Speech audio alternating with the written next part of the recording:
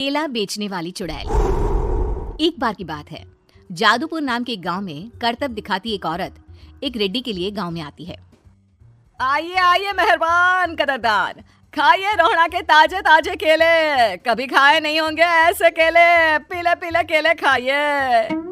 ये कहकर रोहड़ा हाथों में 4 केले लिए उन्हें सर्कल में जोर जोर से हवा में उछालती हुई करतब दिखाती है, जिसे देखकर आसपास के सारे बच्चे अपने अपने मम्मी पापा से उस औरत के पास जाने की जिद करने लग जाते हैं। पापा ऐसा तो सर्कस में बॉल से होता है ना, ये आंटी तो केले से कर रही है, चलिए ना पापा देखते हैं। रोहड़ा एक पतली सी तार पर चलती हुई केलों से करतब दिखाती है। आते जाते सभी लोग बाहर रुककर उसके करतब देखते हैं और वाह वाही करते नहीं थकते। जैसे ही एक आदमी पास आकर उसे पैसे देने लग जाता है, तब वो कहती है, अरे नहीं नहीं साहब, मैं करतब तो बच्चों के मन को बहलाने के लिए करती हूँ, धंधा तो मेरा केले का है। पीछे देखो मेरी रेड्डी, जो भी मेरे केले खाएगा मेरी तरह चुस्त दुरुस्त और तंदुरुस्त हो जाएगा। पता चलता है क्या कि मेरी उम्र 55 की है।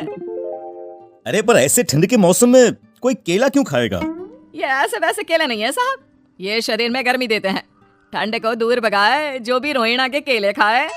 पापा अगर मुझे केले नहीं मिले तो मैं घर नहीं जाऊंगी। तभी उसके पापा कहते हैं कि बेटा, केले ठंड में कभी गर्मी नहीं देते। ये सब कहने की बातें हैं, सामान बेचने का तरीका है इनका। पर पिंकी नहीं मानती। मैं केले खाऊंगी।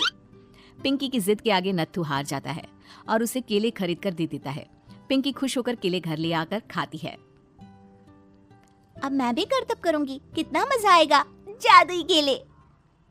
पिंकी पहला केला खत्म भी नहीं करती कि वो बेहोश हो जाती है। दूसरे केले से एक काला धुआं आता है और रोहड़ा चुड़ैल बनकर बाहर निकल आती है। मेरे भूतिया केले बच्चे न खाए, ऐसा हो ही नहीं सकता। जादूपुर वालों, कब तक बचोगे? आ गई हूँ मैं रोहड़ा, जिसका कोई नहीं कर सकता सामना। रोहड़ा पिंकी को गोद में उठाकर काले धुएं में कहीं गायब हो जाती है। शाम के वक्त नत्थू घर लौटता है और पिंकी को घर में ना पाकर उसकी माँ से कहता है, माँ पिंकी कहाँ है?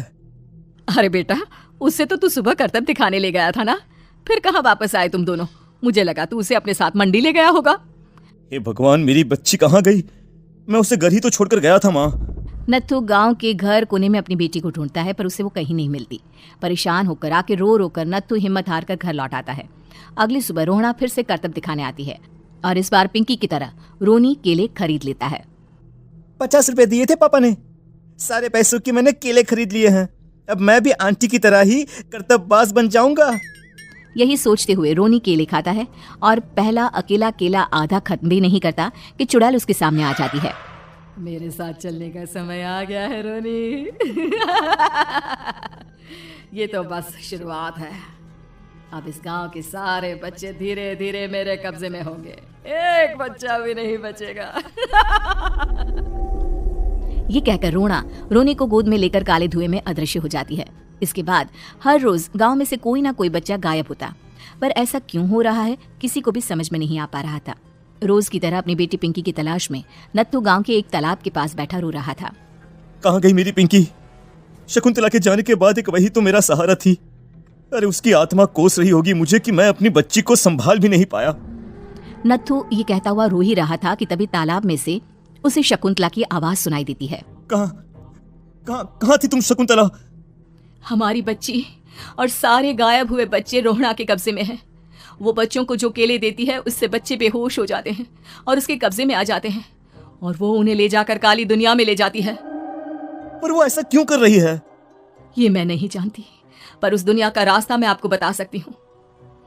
जहाँ ये नदी खत्म होती है वहाँ एक केले का पेड़ है, उसके नीचे एक दरवाजा है, वहीं से रास्ता जाता है उस दुनिया का। ये कहकर शकुंतला की आत्मा गायब हो जाती है। गांव के सभी लोग झुंड बनाकर उसी रास्ते से काली दुनिया में चले जाते हैं और वहां देखते हैं कि सारे बच्चे वहां काम कर रहे थे। पापा मुझे ले चलो यहाँ से, पापा पापा। सभी बच्चे अपने मम्मी पापा से लिपट जाते हैं। तो तुम लोग यहाँ तक आ गए? क्यों हमारे बच्चों को पकड़ लिया तूने? तुझे शिकार ही बनाना है तो ले, हम सब आ गए हैं, हमें खा ले। नहीं, मुझे बच्चे चाहिए, मेरे बच्चे के बदले तुम लोगों के बच्चे। क्या मतलब? मैं इसी गांव में रहने वाली एक औरत थी। केले की चोरी के इल्जाम में मेरे बेटे को गांव वालों ने इतना मारा कि वो मर गया। उसी दिन मैंने ठान लिया कि गांव वालों का भी वही हाल करूंगी।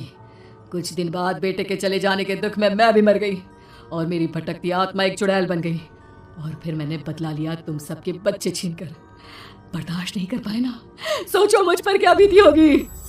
हमें माफ कर दो रोना, पता नहीं है किसकी गलती थी पर हम सभी माफी मांगते हैं। हमारी खुशियां लौटा दो, तुम भी तो एक माँ हो। गांव वालों की बात सुनकर रोना का मन पिघल जाता है और वो बच्चों को छोड़ देती है। उसके बाद काली दुनिया बच्चों के लिए जादुई दुनिया बन जाती है। अब कोई भी कभी भी वहां आ जा सकता था।